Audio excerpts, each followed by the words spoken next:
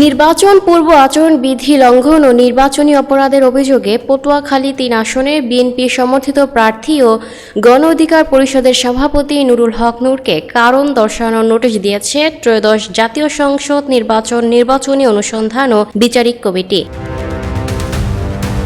বৃহস্পতিবার ২৯ জানুয়ারি senior judicial magistrate আদালত দশমিনা পটুয়াখালীতে অবস্থিত কমিটির অস্থায়ী কার্যালয় থেকে এই নোটিশ জারি করা হয়। নোটিশে স্বাক্ষর করেন কমিটির সদস্য সিভিল জজ সাব্বির মোহাম্মদ খালিদ। নোটিশ সূত্রে জানা গেছে, অ্যাডভোকেট এনামুল হকের করা অভিযোগের ভিত্তিতে নুরুল হক নূরের বিরুদ্ধে সামাজিক যোগাযোগ মাধ্যমে স্বতন্ত্র প্রার্থী মোহাম্মদ হাসান মামুন সম্পর্কে মিথ্যা, ভিত্তিহীন ও বিভ্রান্তিমূলক তথ্য প্রচারের অভিযোগ আনা হয়েছে।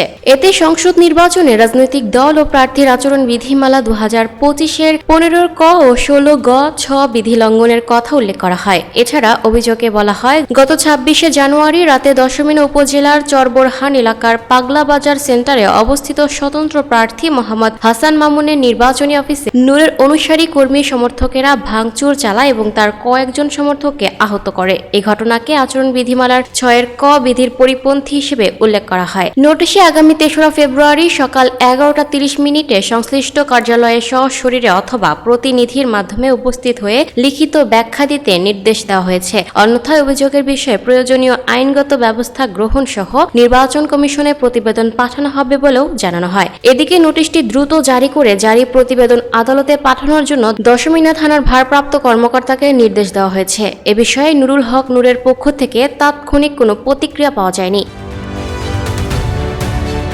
Lucky Akter, people voice television, Dhaka.